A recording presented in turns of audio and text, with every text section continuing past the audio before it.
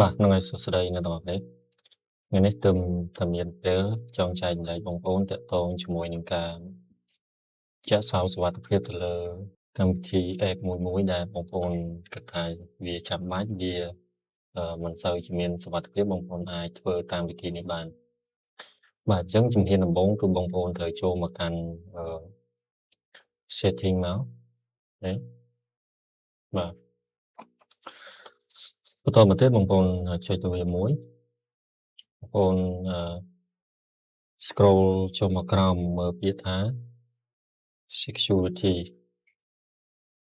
បាទបន្ទាប់ពីបងប្អូនចូលមកកាន់ security and privacy នេះហើយបងប្អូនចុចទៅវាមួយមកហើយបន្តមកទៀតបងប្អូនscroll ចូលមកក្រោមចូលមកក្រោមមកមើលពាក្យថា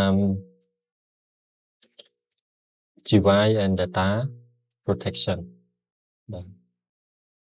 នេះដែលវានៅខាងក្រោម other setting នេះបន្តមកទៀតបងប្អូនចុចលើវាមួយបងប្អូនមកមើលរកពាក្យថា app lock នេះ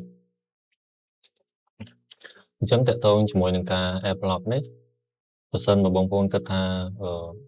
កម្មវិធីឆាតក្តីកម្មវិធីធនាគារក្តីដែលថាវាមិនសូវជាមានសុវត្ថិភាពបងប្អូនអាចដាក់កន្លែងហ្នឹងមកតង់ទៀតបានហើយគ្រាន់តែបងប្អូនចុចលើវាមួយមកវានឹងឲ្យយើងបំពេញនៅលេខកូដទូរស័ព្ទដៃរបស់យើងហើយ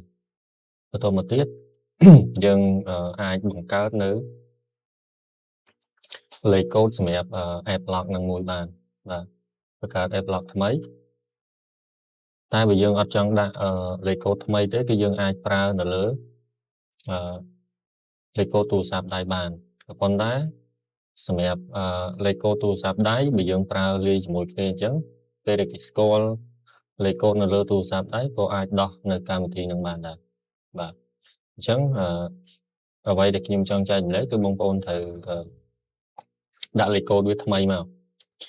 ហើយអញ្ចឹងសម្រាប់នៅលើទូរស័ព្ទខ្ញុំនេះគឺវាមានខ្ញុំបានដាក់វារួចរាល់ហើយប៉ុន្តែចង់ប្រាប់កន្លែងបងប្អូនអញ្ចឹងណាបាទអញ្ចឹងពេលដែលបងប្អូន set up លេខកូដរួចរាល់ហើយបងប្អូនគ្រាន់តែចុចឲ្យវាចេញសញ្ញា QQ អញ្ចឹងមកអាហ្នឹងវាជាប់ lock ហើយជាប់សោហើយបើនៅអញ្ចេះគឺមានន័យថាកម្មវិធីទាំងអស់ហ្នឹងអត់ទាន់បានចាក់សោទៀតទេបាទអញ្ចឹងបងប្អូនចង់ចាក់សោនៅលើកម្មវិធីមួយនេះបងប្អូនត្រូវចុចវាចេញគ្នាអញ្ចឹងអូខេអញ្ចឹងការចែកម្លែករបស់ខ្ញុំកន្លែងនេះមានតែប៉ុណ្ណឹងទេហើយបើសិនមកបងប្អូនមានចម្ងល់បន្ថែមបងប្អូនអាចសាកសួរនៅលើ comment បានខ្ញុំនឹងឆ្លើយតបប្រាប់បងប្អូនបន្ថែមទៅទៀតបាទសូមអរគុណ